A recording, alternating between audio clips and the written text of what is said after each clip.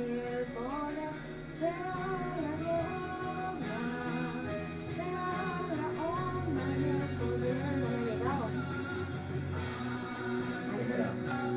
Técnicamente empezamos. Oh, se da vuelta al tiro. Vive para siempre y siempre, sea la gloria, sea la honra y el poder, sea la gloria, sea la honra y el poder, gloria, sea la honra y el poder, sea la gloria, sea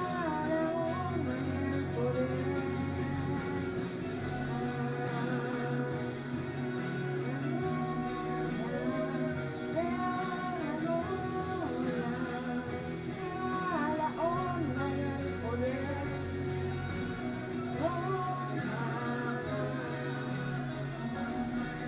Estamos uno conectado. Bueno, vamos a dar tiempo que la gente se cuente. Mientras tanto, para las personas que vayan a ver este live ya subido, queremos desearle una muy buenas tardes, noches, mañana, a la hora que esté viendo esto.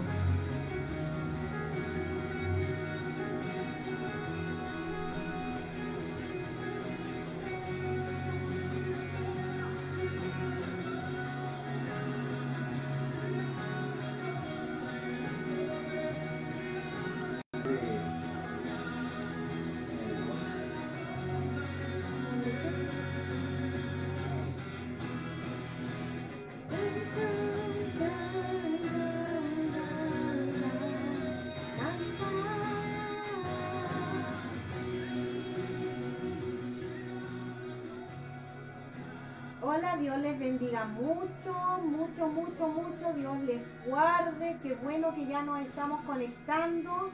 Qué bueno que ya estamos retomando la transmisión. Saludamos a las personas por Instagram, a las multitudes que están detrás de las pantallas. Las bendecimos, les damos la bienvenida. ¿Qué es lo que hacemos en este día?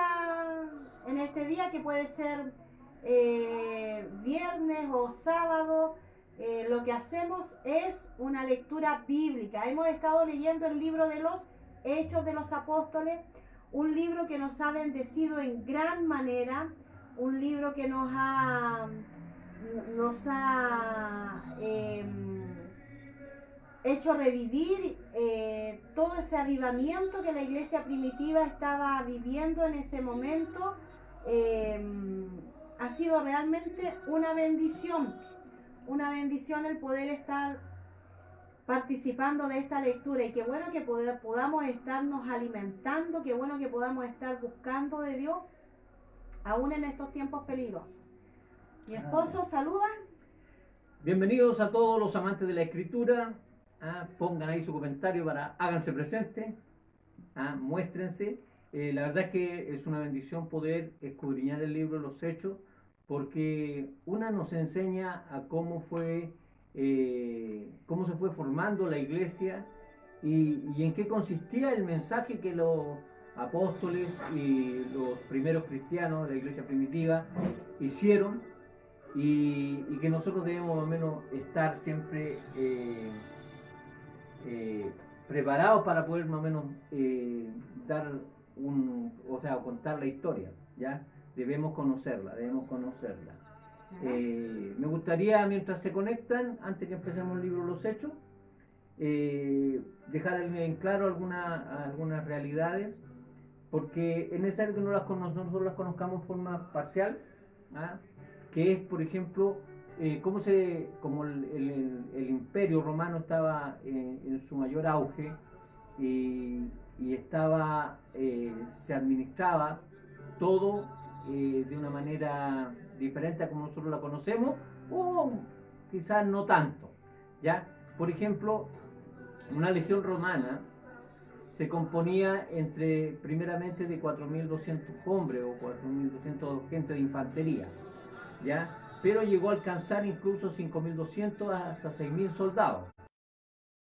300 jinetes, que eran normalmente las personas de la aristocracia, los clásicos generales, que sin ser soldados participaban en las batallas sin participar. Claro. ¿Ya? Y esto más o menos nos explica el historiador Tito Livio. Y una legión romana se componía de a ver, déjeme ver un poquito aquí a ver si lo puedo encontrar la palabra. Se componía de 10 cohortes, que de ahí viene nuestra palabra corte, no, que siempre había en la corte del rey, ya, pero se componía de cohortes, y una cohortes se componía de 3 grupos, de un grupo que se llamaba Manípulos, que se componía de 200 hombres, o 2 centurias, ya 2 centurias. ¿Por qué yo les digo esto? Porque nos vamos a encontrar en el pasaje del libro de los Hechos con personajes como el centurión, ¿ya? Y el centurión, si bien era un soldado, también tenía labores administrativas cuando una legión era puesta en un sector. Entonces Pablo viene y vuelve a Jerusalén y se produce una serie de hechos que es lo que vamos a estudiar, y es presentado frente a un tribuno, que el tribuno era también un soldado de una legión más arriba del centurión, que también tenía cargos dentro para administrar, eran como los responsables, ¿ya? Y como responsables tenían una clase social, ¿ya? Y es por lo que nosotros vamos a explicar por qué a Pablo no lo pudieron castigar, no lo pudieron azotar, porque era ciudadano romano. Y uno podría decir, pero el legionario también era romano, el tribuno o el de Roma, pero eran inferiores, Claro. ¿ya? Porque solamente eran soldados, ¿ya? Y dice que el tribuno tuvo que comprar su ciudadanía, tuvo que pagar. Y Pablo le hace el alcance de que él lo es de nacimiento. Ya. O sea, Pablo estaba por sobre el común de los romanos, ¿ya? Entonces, y el tribuno tenía a cargo, por ejemplo, diferentes realidades. Por ejemplo, una era administrar los sectores. En la parte económica era el que encargado de recolectar los tributos. En la parte militar era el encargado de reclutar el contingente de soldados que cada lugar que él administraba tenía que otorgar. Por ejemplo, necesitamos 100 hombres jóvenes para que vayan a pelear la guerra, y el sector tenía que proveerlo. Tenía un poder en la parte civil que le permitía, por ejemplo, si el Senado disponían de alguna ley para el imperio, ellos tenían el poder para vetar esa ley. De ahí viene el veto presidencial. O sea, el Senado y los diputados sacan una ley y viene el presidente puede vetar, y eso significa prohibir. Claro. Prohibirla, ¿ya? Entonces, es bueno que nosotros tengamos este conocimiento para que nosotros empecemos a ver qué realidad es la que se estaba viviendo, ¿ya?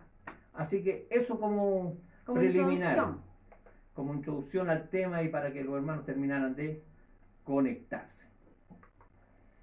Bueno, y comenzamos con el capítulo 21. Con el capítulo ¿cierto? 21. En el verso 1. ¿Leo?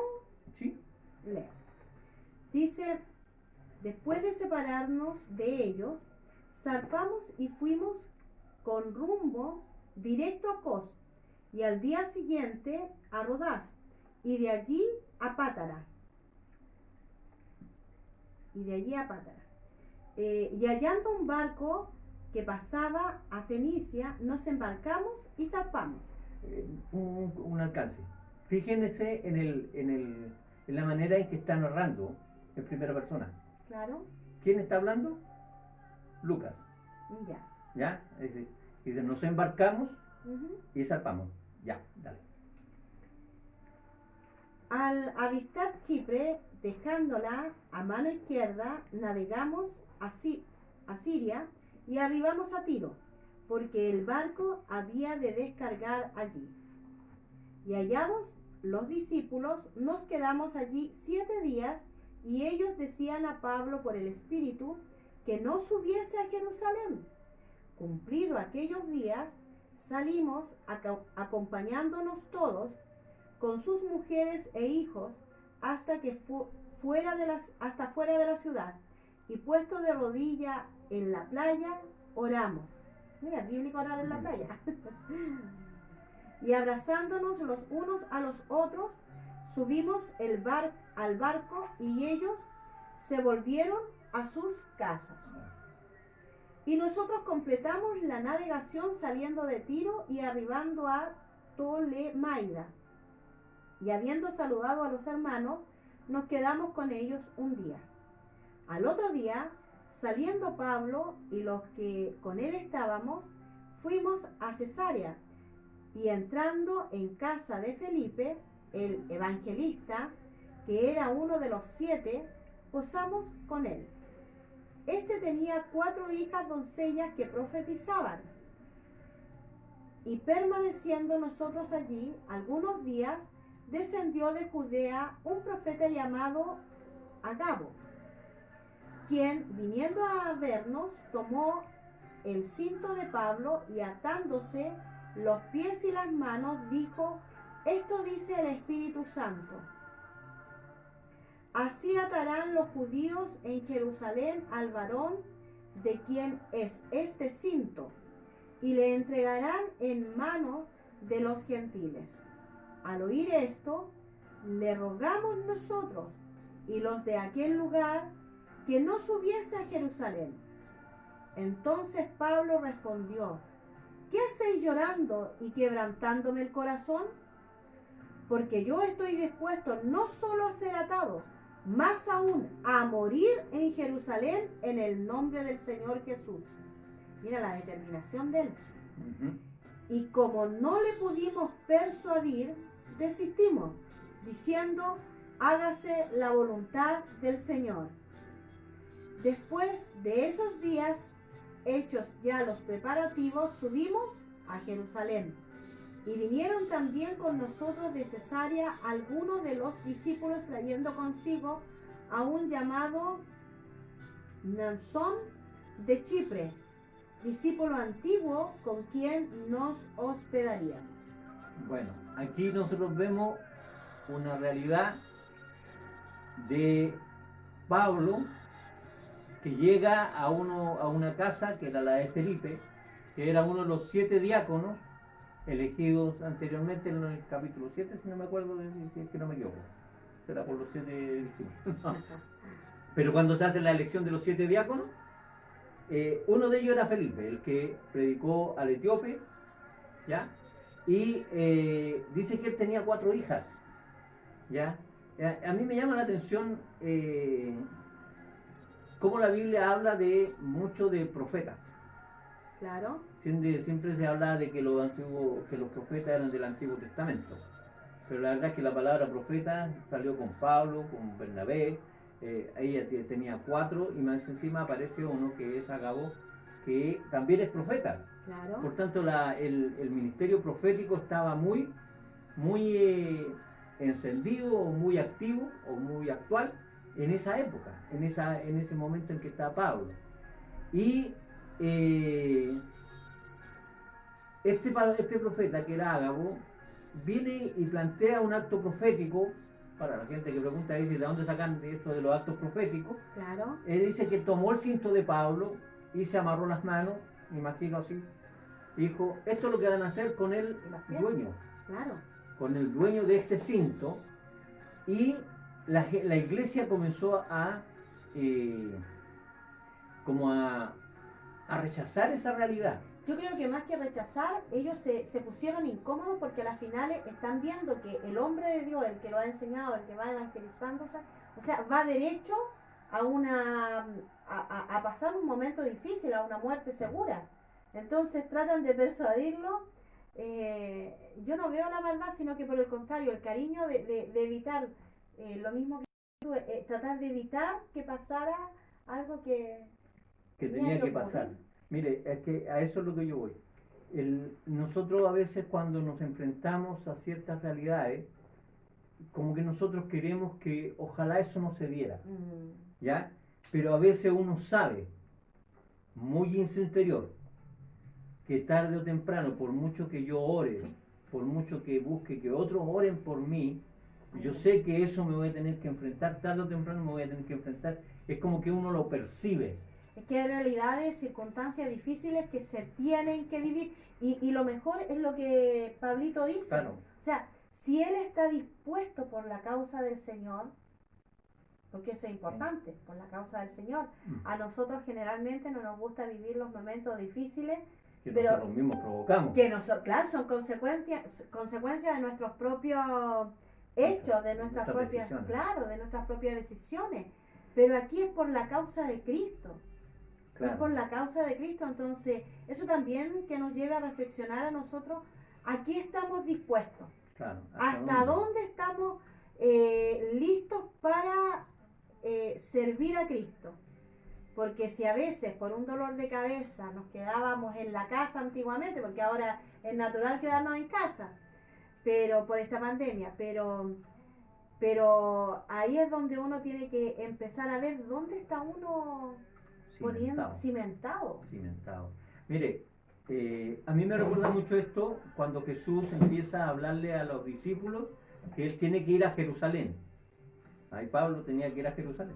Claro. ¿Ya? Y que allá iba a ser maltratado por las autoridades. Y el profeta acá le dice, y esto va a pasar cuando Pablo llegue. O sea, hay una similitud.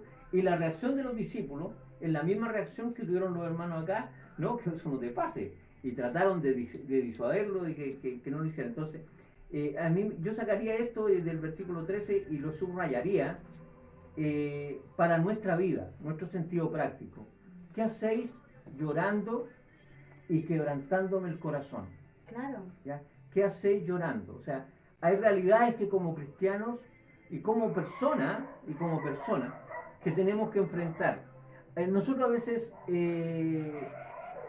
pensamos que Dios a nosotros nos está curtiendo o nos está formando o nos está preparando para no pasar nada. Y la verdad es que cuando uno habla, por ejemplo, de la edificación de la casa, que dice que una casa fue fundada en la roca y la otra fundada en la arena, ¿ya? Pero la verdad es que si uno mira eso, cuando una persona funda su casa en la piedra, en un cimiento firme, esa casa está hecha para resistir todo. O sea, cuando nosotros venimos a la presencia de Dios, venimos al camino del Señor, el Señor nos está edificando como casa, pero no para que todo esté bien, sino para resistir tormentas, para resistir dificultades, para sobrellevarnos de toda situación y poder salir de ellas victoriosos. No para evitar los problemas, sino para vencer los problemas. Nosotros somos hechos para resistir, somos hechos para vencer. Por tanto, para nosotros tiene que tener esta palabra una realidad. Entonces, está bien que uno pueda ser afectado por ciertas situaciones, ok, pero que eso no se forme un estado de vida. O sea, ¿qué hacéis llorando? Ya, lloraste, ya ok, pero ¿qué hacéis llorando todavía? No, y contagiándolo a él, claro, encima. Y más encima, quebrantando el corazón de los demás. Siendo que lo que nosotros debemos hacer es que cuando una persona esté sufriendo o esté pasando una dificultad, lo que nosotros debemos es no quebrantar su corazón, sino por el contrario, fortalecer su corazón. Claro que sí. No estar llorando, sino que mostrarle fuerza. Nosotros impartimos lo que tenemos.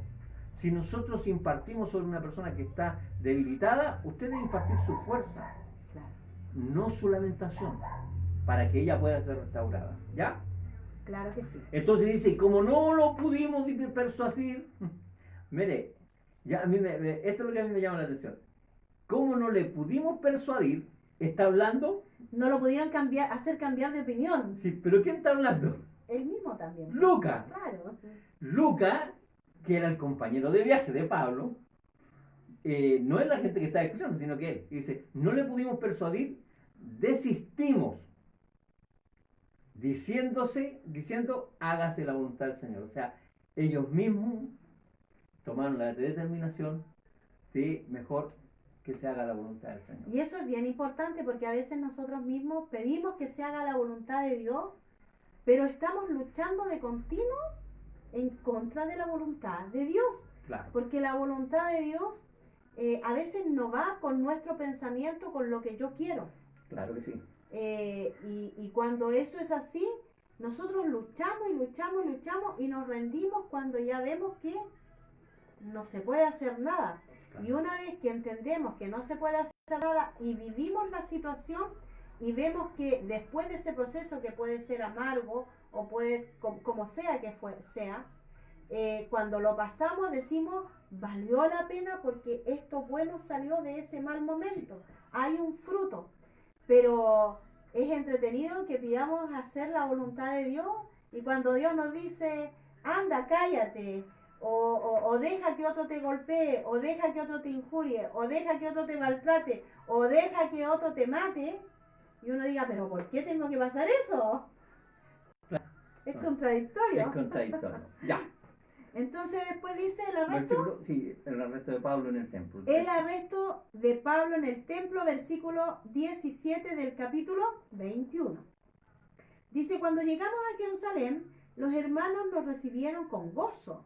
Y al día siguiente Pablo entró con nosotros a ver a Jacobo y se hallaban reunidos todos los ancianos, a los cuales después de haberles saludado, les contó una por una las cosas que Dios había hecho entre los gentiles por su ministerio.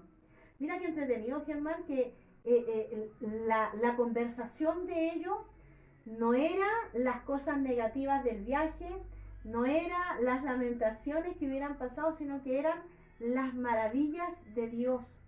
Y eso mismo tiene que estar siendo provocado hoy en día de nosotros. Yo creo que a veces estamos en un estado de depresión tan grande porque en vez de exaltar lo maravilloso que Dios es en nuestra vida, exaltamos las cosas negativas que nos suceden en las circunstancias. De hecho, por ejemplo, este versículo 19 nos muestra una realidad que sucede en la persona que pasa a ser parte de un ministerio, ¿ya?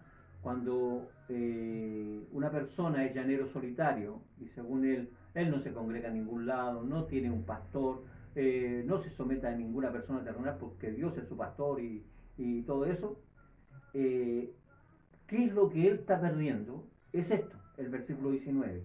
Él dice que su conversación, lo que él fluía, era todo lo que él estaba viviendo como ministerio. Entonces, ¿qué nos llama a nosotros? A poder compartir lo que yo he vivido. Oye, en el ministerio. Eso me recuerda, yo no sé si tú te recuerdas de mi papá cuando estaba vivo y se juntaban con Juanito y Juanito Tolosa, antiguo hermano, mi papá, y resulta que ellos se ponían a cantar una palabra y era todo el rato, y se acuerda cuando fuimos a tal viaje, y se acuerda cuando fuimos a esto, y se acuerda, claro. Pero era todo el rato en esa temática. Y hoy en día a nosotros nos hace falta volver a eso, volver a exaltar la grandeza de Dios, porque cuando nosotros exaltamos la grandeza de Dios, Él se sigue glorificando. Claro. Por eso el llamado a todos los hermanos de Vivo en Cristo que están conectados, y si usted tiene contacto con alguno que no se está conectando o que está más o menos, es poder invitarlo a ser parte del ministerio Vivo en Cristo, y en el caso de algún hermano que él sea de otro ministerio, parte de la iglesia donde usted está, claro. Porque ese va a ser el testimonio que usted va a tener para poder compartir con los demás. Cuando una persona dice que yo no sé qué compartir, es porque vive lejos de la realidad de la iglesia y por tanto no tiene que compartir, porque uno no puede dar lo que no tiene. Y lejos de Dios también, porque... Y lejos de Dios. Bueno, ya, puedes estar sin estar. Ya. El verso 20 dice, cuando ellos lo oyeron, ¿qué hicieron? Glorificaron a Dios. Por eso es importante que nosotros demos testimonio. glorificaron a Dios y le dijeron: ya ves, hermano, cuántos millares de judíos hay que han creído y todos son celosos por la ley. ¿Qué característica? ¿Ah? Millares de judíos que han creído. Pablo era Judío. ¿ah? Celoso y de la todos ley. celosos por La la ley. ley. ¿Y qué es lo que era Pablo? Un Celoso por la ley. Mire cómo se da. Ya. Entonces dice: pero se les ha informado en cuanto a ti, que enseñas a todos los judíos que están entre los gentiles a apostatar de Moisés, diciéndoles que no se circunciden a sus hijos ni observen las costumbres. Para variar, ya habían llegado rumores. Claro, aquí se ve claramente lo que se da también en nuestra época. Cuando alguien diga algo, no se lo tome personal. ¿Ya? Porque si bien es cierto, el mandato del Concilio de Jerusalén, que vimos en el capítulo 15, Claro. era que a los gentiles no se le hiciera esto. Claro. Pero como los judíos que estaban llegando, que eran celosos de la ley, llegaban, escuchaban, Que no y se lo hicieran nomás. claro, que no se hiciera esto, no se hiciera esto, y se tomaban el mensaje personal. ¿Ah? Ojo con eso. No todo lo que a mí me sirve, a usted le va a servir. Claro. No todo lo que le sirve a la hermana Claudia me va a servir a mí. ¿Ah? Hay tratos personales de Dios con cada persona. Es ¿Ah? verdad. Eso indica, no ponga el trato que Dios está teniendo con usted. ¿Ah? Por ejemplo, Dios está tratando conmigo y vengo y yo se lo instalo a la hermana Claudia porque es mi esposa y ella tiene que sufrir conmigo porque el trato es diferente. ¿Ya? Eso es importantísimo. Un paréntesis. Ya. Entonces dice: no han creído y todos los celosos por la ley, pero de informar, apostatar contra Moisés, que no se circuncidan a sus hijos ni observen las costumbres. Otra cosa, costumbres, no ley, costumbres. ¿Qué hay pues? La multitud se reunirá de cierto, porque oirán que has venido. Ah, entonces sabían que ya iban a aclararle las dudas. Claro. Haz pues esto que te decimos. Hay entre nosotros 4 hombres que tienen obligación de cumplir voto. ¿Ya? Tómalos contigo, purifícate con ellos y paga sus gastos para que se rasuren la cabeza, y todos comprenderán que no hay nada de lo que se les informó acerca de ti, sino que tú también andas ordenadamente guardando la ley. Mire, pongámonos en este caso. ¿Qué haría usted si su autoridad y los hermanos que están viendo, mira, este es el comentario que se está llevando acerca de ti? Nosotros te recomendamos hacer esto. ¿Qué haría usted? ¿Seguirías o no seguirías el consejo? Hay que verlo a la luz de la escritura. Porque si somos chilenos, los chilenos decimos, no, pues si la gente me tiene que aceptar tal como soy. Pues. ¿Ah? ¿Por qué tengo que andar cambiando? ¿Por qué tengo que andar fingiendo? Yo soy rebelde. Claro. Entonces, es bueno meditar. ¿Por qué yo le digo esto? Porque yo sé que usted no lo ha leído. Entonces, cuando no lo ha leído, no sabe qué va a responder Pablo. ¿Ah? Pero es bueno pensarlo nosotros, a ver si a nosotros nos enfrentáramos a la solución. Y nuestro pastor nos dijera: mira, Germán, yo sé que tú no soy así, pero haz esto para que ellos vean que lo que se dice de ti no es cierto. ¿Qué hacemos? ¿Seguimos el consejo o probamos que morimos en la nuestra? ¿Ah? Ojo con eso. Yo ¿ya? creo que siempre ser obediente es mejor. La Claro. obediencia siempre trae bendición. Entonces dice, el verso 24: tómalos contigo, purifícate con ellos. 25, perdón. Pero en cuanto a los gentiles que han creído, nosotros les hemos escrito determinando que no guarden nada de esto, solamente que se abstengan de lo santificado a los ídolos y de sangre de ahogado y de fornicación. Entonces Pablo tomó consigo a aquellos hombres, Esos 4 hombres que tienen la obligación. y al día siguiente, habiéndose purificado con ellos, entró en el templo para anunciar el cumplimiento de los días de la purificación, cuando había de presentarse la ofrenda por cada uno de ellos. Pero cuando estaban para cumplirse los 7 días, unos judíos de Asia, al verle en el templo, alborotaron a toda la multitud y le echaron mano, dando voces: varones israelitas, ayudad, este es el hombre que por todas partes enseña a todos contra el pueblo, la ley y este lugar. Y además de esto, ha metido a griegos en el templo y ha profanado este santo lugar. Mire, cuando usted hace cosas por obediencia, siempre va a poder tener resultado de poder obedecer. Pero siempre va a haber gente que no importa lo que usted haga, va a hablar contra usted igual. Siempre va a haber alborotadores. Siempre van a haber Gente alborotadores. Que instan a otros también a levantarse. Y la palabra de Dios nos advierte: ojo, no seas tú, no sea yo un alborotador. O sea, el que desordena el rebaño, el que lo divide, el que los dispersa. Que tengamos mucho cuidado con eso. ¿Ya? Eso. ¿Ah? Ya, entonces dice, porque habían visto con él en la ciudad a Trófimo de Éfeso, a quien pensaban que Pablo había metido en el templo. Mire, ¿qué vemos ahí?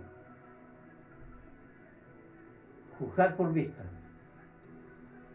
Había un grupo de judíos que estaba diciendo un comentario de que Pablo estaba en contra de todo lo que era la ley judía. ¿Ya? Él va al templo y hace todo lo que es conforme a la ley. Pero como antes lo habían visto con un gentil, asumieron inmediatamente que él había metido los gentiles, unos griegos, al templo. Claro. Cosa que no había sido, pero lo asumieron. Entonces, ¿qué nos enseña esto? Ojo con juzgar por vista. Porque nosotros somos muy ligeros. O sea, nosotros vemos a alguien y le dijimos: ah, no, este anda metido en esto. Les cuento una deducimos una cosa. Muchas veces nosotros tenemos que tener cuidado con lo que nosotros juzgamos. O sea, que la mejor manera de tener una verdad es que usted pregunte. Y usted pregunte. Mejor pasar por ignorante un minuto. Claro. Y va a ver, quien pregunta obtiene respuestas. ¿Ya? Ya, eso. Claro. Me perdiste de nuevo. 29. Dice, porque antes habían visto con él en la ciudad a Trófimo en Éfeso y pasaban por Pablo, habían metido en el templo. El 30. Más encima me sopla mal. Así que toda la ciudad se conmovió y se agolpeó en el pueblo, apoderándose de Pablo, le arrastraron fuera del templo e inmediatamente cerraron las puertas. Y procurando ellos matarle, se le avisó al tribuno de la compañía que toda la ciudad de Jerusalén estaba alborotada. Este, tomando luego soldados y centuriones, corrió a ellos, y cuando ellos vieron al tribuno y a los soldados, dejaron de golpear a Pablo. Mire lo que pasa acá. Estamos en una realidad de gobierno romano, ¿ya? Y algo que era concerniente a la fe judía, algo religioso, se estaba formando un problema político y administrativo. Por eso es que aparece acá el tribuno, que era el tribuno, aquel que tenía que mantener y administrar el sector donde se le haya puesto, y vino con centuriones, que eran los encargados de cada 100 soldados, ¿ya? A poner orden. Poner orden. Apareció el guanaco. Apareció ¿ya? Entonces, y inmediatamente ellos dejaron de golpear a Pablo. ¿Por qué? Porque comenzó a haber un problema de alzamiento social, un estallido social que puede ser peligroso dentro del Imperio Romano. ¿Ya? Claro. Eso. 33. Dice, entonces llegando el tribuno, le prendió y le mandó a atar con 2 cadenas y preguntó quién era y qué había hecho. Pero entre la multitud, unos gritaban una cosa y otros otra. Y como no podían entender nada de cierto a causa del alboroto, le mandó llevar a la fortaleza. Al llegar a las gradas, aconteció que era llevado en peso por los soldados a causa de la violencia de la multitud, porque la muchedumbre del pueblo venía detrás gritando: muera. Wow. Mira, y se cumple ahí al tiro el hecho de que lo ataron, lo encadenaron en Claro. realidad a lo que se le había profetizado antes, ya estaba en pleno cumplimiento ahí. Defensa de Pablo ante el pueblo. Wow. Ante el pueblo. 37. Cuando comenzaron a meter a Pablo en la fortaleza, dijo al tribuno: ¿se me permite decirte algo? Y él dijo: ¿sabes griego? ¿No eres tú aquel egipcio que se levantó una sedición antes de estos días y sacó al desierto los 4.000 sicarios? Ujú. Entonces dijo Pablo: yo de cierto soy hombre judío de Tarso, ciudadano de una ciudad no insignificante de Cilicia, pero te ruego que me permitas hablar al pueblo. Miren, Pablo estaba hablándole al tribuno, Claro. que era egipcio, que había controlado una revuelta de los 4.000 sicarios. Uh-huh. ¿Ya? Por tanto, un hombre, ¿qué problema podía hacer? Entonces le pide permiso si él puede hablarle a la gente, Claro, a los que estaban armando el revuelo. el que están armando el revuelto. ¿Ya? Y cuando él se lo permitió, Pablo, estando en pie en las gradas, hizo señal con las manos al pueblo y, hecho gran silencio, habló en lengua hebrea diciendo. Claro, ahí en la parte donde sale hebrea, en el original dice aramea. Ya. ¿Ya? Varones hermanos y padres, oíd ahora mi defensa ante vosotros. Y al oír que les hablaba en lengua hebrea, guardaron más silencio, y él les dijo: yo de cierto soy judío, nacido en Tarso de Cilicia, pero criado en esta ciudad, instruido a los pies de Gamaliel. ¿Se acuerdan de Gamaliel? Sí, ¿Quién era Gamaliel? Quien había enseñado el que lo había instruido. a Pablo y el que había dicho: ojo muchachos, no nos tiremos contra estos hombres, porque en una de esas, Si es de Dios, te si es de continúa. Dios, estamos nosotros en contra de Dios. Claro. Ya, el mismo. Y después dice: estrictamente conforme a la ley de nuestros padres, celosos de Dios, como hoy lo sois todos vosotros. Perseguía yo este camino. Recordemos que camino se le decía a los cristianos. Hasta la muerte, prendiendo y entregando en cárceles a hombres y mujeres. Como el sumo sacerdote también me es testigo, y todos los ancianos, de quienes también recibí cartas para los hermanos, y fui a Damasco para traer presos a Jerusalén, también a los que estuviesen allí, para que fuesen castigados. El verso 6 dice: pero aconteció que yendo yo al llegar cerca de Damasco, como a mediodía, de repente me rodeó mucha luz del cielo, y caí al suelo y oí una voz que me decía: Saulo, Saulo, ¿por qué me persigues? Yo entonces respondí: ¿quién eres, Señor? Y me dijo: yo soy Jesús de Nazaret, a quien tú persigues. Y los que estaban conmigo vieron a la verdad la luz y se espantaron, pero no entendieron la voz del que hablaba conmigo. Y dije: ¿qué haré, Señor? Y él me dijo: levántate y ve a Damasco, y allí se te dirá todo lo que está ordenado que hagas. Y como yo no veía a causa de la gloria de la luz, llevado de la mano por los que estaban conmigo, llegué a Damasco. Entonces uno llamado Ananías, varón piadoso según la ley, que tenía buen testimonio de todos los judíos que allí moraban, vino a mí y, acercándose, me dijo: hermano Saulo, recibe la vista. Y yo en aquella misma hora recobré la vista y lo miré.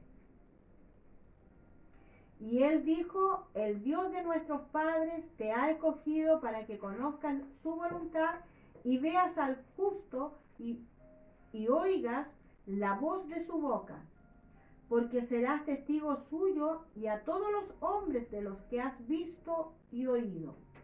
Ahora pues, ¿por qué te detienes? Levántate y bautízate y lava tus pecados, invocando su nombre. ¿Qué vemos acá? El relato de la conversión. Lo importante que es no olvidarte de dónde Dios te sacó. ¿Ya? Si nosotros comparamos este pasaje con el Hechos 9, hay una concordancia en lo que sucedió en ese capítulo y lo que Pablo está relatando que sucedió en ese capítulo. Claro. ¿Ya?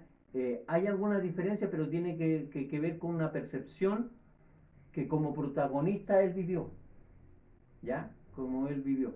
Mucha gente se extraña que nosotros los cristianos digamos el Señor me habló.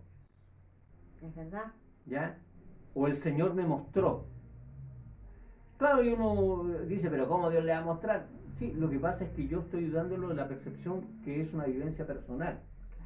¿Ya? Cuando yo conocí al Señor y el Señor bajó a mí y se reveló a mí, yo digo, el Señor se mostró. Entonces, eso es lo que está haciendo Pablo. Y Pablo está contando un testimonio igual más o menos como la defensa de Esteban. Hasta el momento no hay ningún problema. Claro, hasta aquí va parejito. Hasta aquí va parejito. Oye, igual vamos a hacer un alto y vamos a saludar a la Gloria Rivero. Hola, bienvenida, buenas noches. Al Cristiancito, al Matías, a la Dorita, al Cristian con la Miriam, que Ya. siempre se conectan ahí, la Marlencita, nuestra pastora Gema, nuestro pastor Claudio. Un saludo. A Jennifer y Matilde, que siempre están ahí pendientes de las conexiones. Ellas están hambrientas siempre de escuchar palabra de Dios. Y seguimos entonces en el verso 17. Correcto. Dice, y me aconteció, continúa con su y me aconteció, vuelto a Jerusalén, que orando en el templo me sobrevino un éxtasis. Se fue en la profunda. Fue ministrado.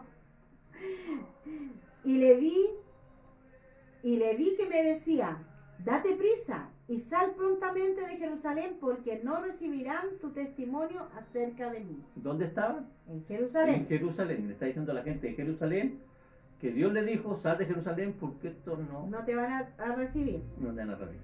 Yo dije, Señor, ellos saben que yo encabezaba y azotaba en toda la sinagoga a los que creían en ti.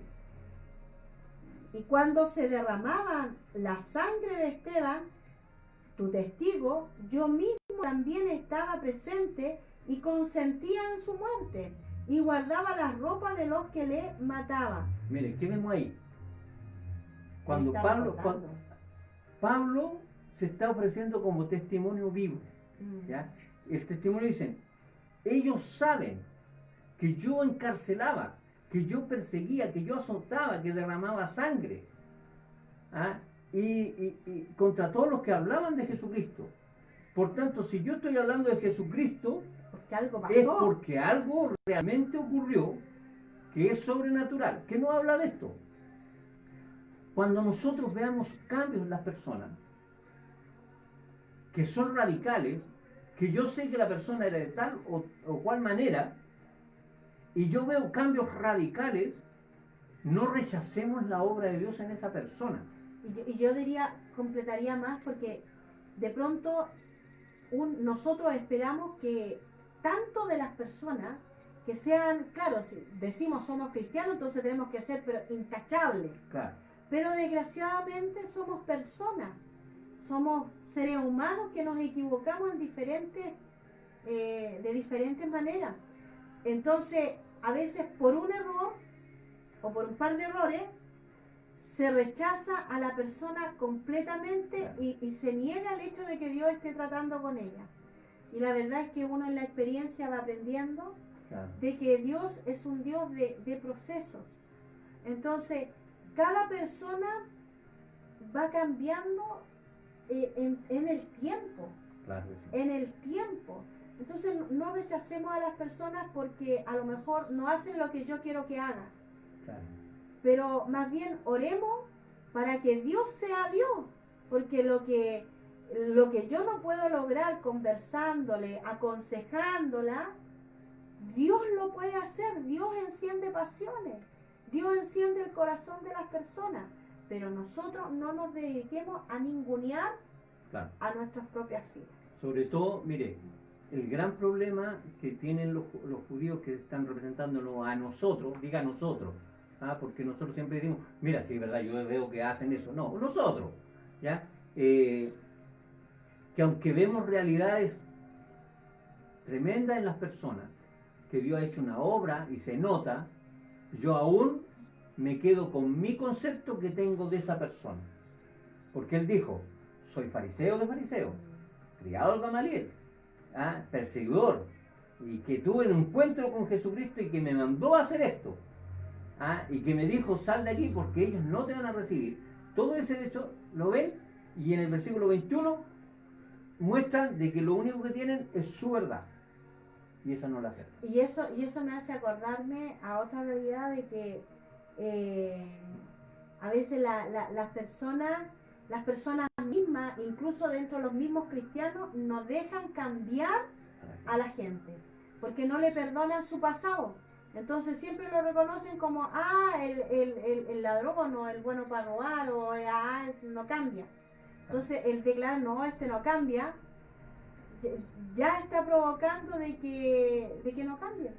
Claro. De que no cambie. Pongámonos en un caso. Si no cambia, ¿yo debo rechazarlo? No. Porque yo le hago una consulta. Si Dios usted lo hizo de una manera y usted no cambia, ya sea porque tiene un carácter terrible o porque es muy pelusa, no se toma nada en serio, póngale la característica que quiera. Y Dios no lo ha cambiado, y Dios así lo ama, y Dios así lo quiere usar. ¿Quién soy yo para rechazar a una persona? No tengo ese derecho. Y aunque tuviera ese derecho, no lo puedo usar porque ese es un derecho de Dios. No, si va, ¿Ya? no corresponde todas las cosas. Entonces, ¿qué es lo que nosotros debemos hacer? Aceptemos a la gente como es. Aceptemos lo que Dios hace en una persona porque Él es el soberano. Aceptemos a nuestra familia, a nuestros seres queridos como son. Si son así, son así. ¿Qué le va a hacer? Si Dios lo va a cambiar, bueno, Dios lo hará. Pero usted no tiene ese poder. Su deber es amar. Así es. Ese es nuestro mandato. Ya, versículo 21. El 21 dice, pero me dijo, ve, porque yo te enviaré lejos a los gentiles. Y aquí empezó el problema. Verso 22. Y le oyeron hasta esta palabra. Subraye eso. Le oyeron hasta esta palabra. ¿Cuál? Que iba a ser enviado a los gentiles. Entonces alzaron la voz diciendo, quita de la tierra a tal hombre porque no conviene que viva. Y subraye eso, porque no conviene. ¿No conviene a qué? A la verdad de esos judíos. No, este que hay que ligarlo. ¿Por qué? Porque ese no conviene a mis intereses. No conviene a mi forma de pensar. No conviene, es peligroso para mí. Esa es la realidad, esa palabra, porque no conviene que viva. Hay gente que se siente amenazada por otros líderes.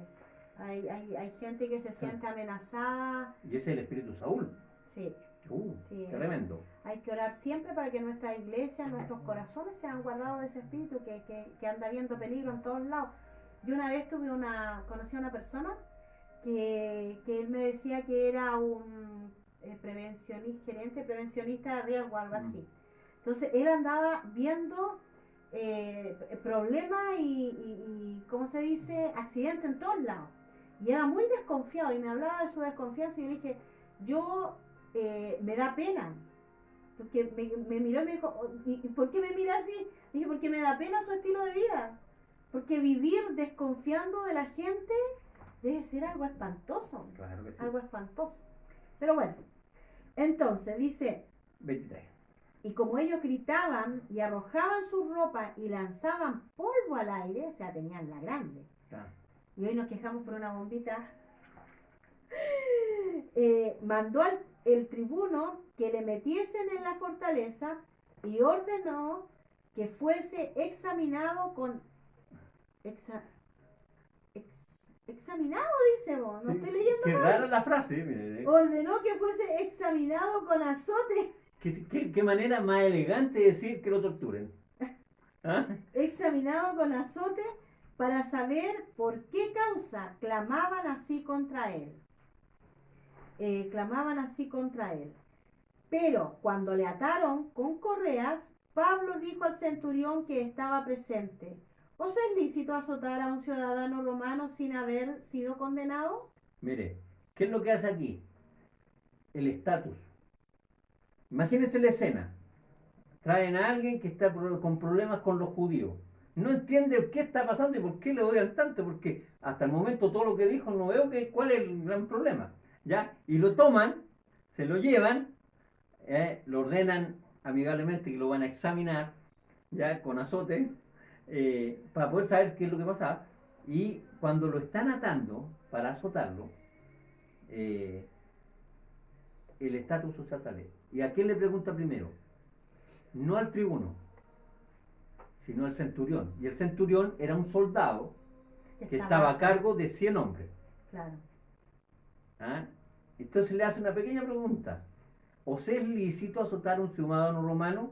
Porque el soldado, el centurión, no necesariamente era romano, sino que era parte del imperio romano, como esclavo, como soldado, como lo eran los gladiadores, Claro. cosas así, pero no tenía un estatus social. ¿Ya? Y es muy buena esa aclaración que él hace. Y lo deja ahí, tira la pregunta. Claro, y dice, vino el tribuno y le dijo, dime, ¿eres tú ciudadano romano? Y él le dijo... No, mira, lee el 26, porque el 26 te lo saltaste. Cuando el centurión oyó esto, fue y dio aviso al tribuno, diciendo, ¿qué vas a hacer? Porque este hombre es ciudadano romano. Vino el tribuno y le dijo, dime, ¿eres tú ciudadano romano? Le dijo, sí. Respondió el tribuno, yo con una gran suma adquirí esta ciudadanía. O sea, romano no era, compró Su ciudadanía. la ciudadanía, ¿ya? Entonces Pablo dijo, pero yo lo soy de nacimiento. Wow.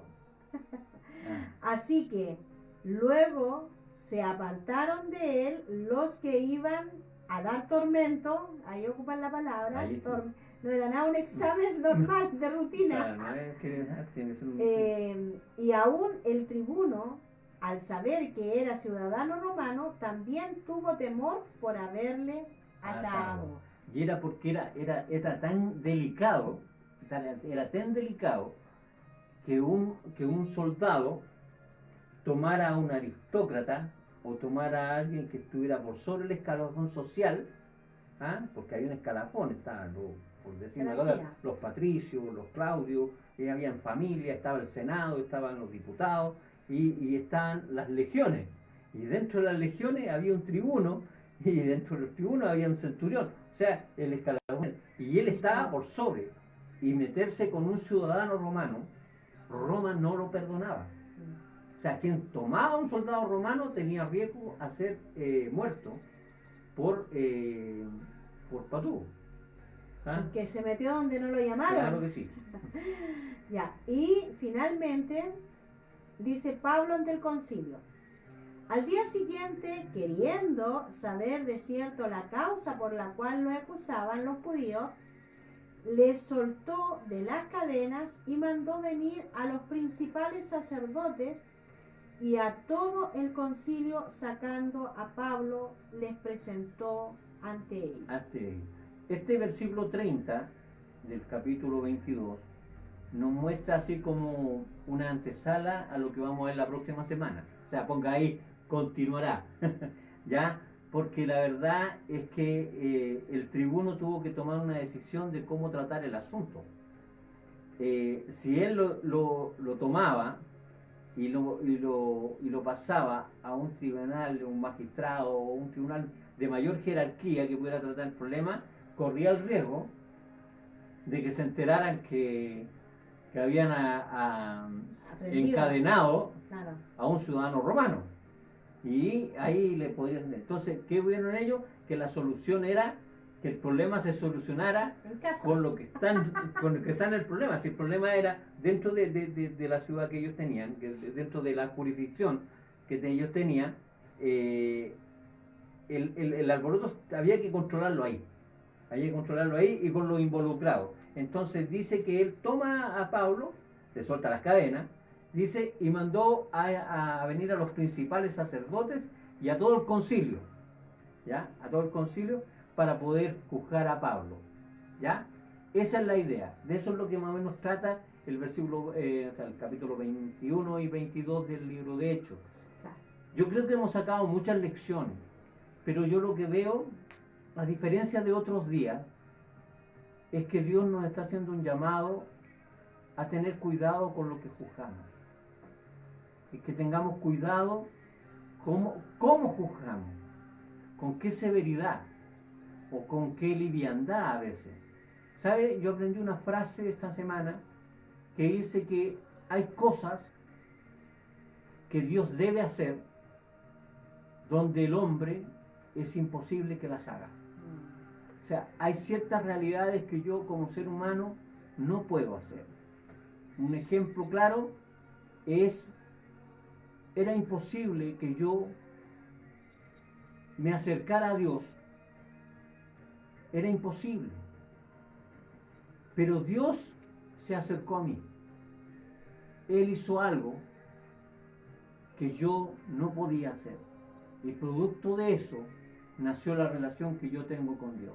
Entonces el llamado que yo te hago a aquel que está conectado, tanto hermanos como personas a lo mejor que tú por primera vez estás en una situación así, estás viendo de qué se trata esto, es decirte, hay cosas que tú como persona no puedes hacer. Solo necesitas una intervención divina en tu vida. Hay realidades en tu vida que a lo mejor están provocando problemas sociales, emocionales, económicos, no sé, muchas realidades que pueden afectarte como persona. Pero la más grave de todas es que si Dios no es parte de tu vida, entonces estás en problemas. Estás en problemas porque no tienes las herramientas para poder enfrentar el don tan preciado que Dios nos dio para sobrevivir y sacarle provecho a esta vida que el Señor nos dio. Y yo te invito a que tú puedas abrir tu corazón y puedas decirle a Dios, Señor, haz tú eso que yo no puedo hacer. Y el Señor te va a sorprender. Invítalo a que Él sea parte de tu vida. Invítalo a que Dios pueda transformar de una manera sobrenatural tu corazón y tu entorno familiar. Acude a la misericordia de Dios, no a la justicia de Dios, porque con la justicia de Dios estaríamos en problemas. Pero Dios, por su infinita misericordia, mandó a Jesucristo para que nosotros pudiéramos solucionar esta área. Él ya hizo el paso. Él ya hizo el primer acercamiento. Falta tu decisión para venir a Él. Amén. Hemos llegado al final. Hoy día salió bien cortito. Que Dios les bendiga mucho a todos los que se nos conectaron. Que Dios les bendiga a nuestro pastor, a nuestra pastora, a todos los hermanos que estaban ahí presentes, los que después también lo van a ver. Y es muy importante que si usted aún no tiene a Cristo, lo reciba como su Señor y Salvador, porque eso lo llevará a vivir la vida eterna. Amén. Dios les bendiga mucho a todos los que se conectaron. Nos vemos la próxima semana.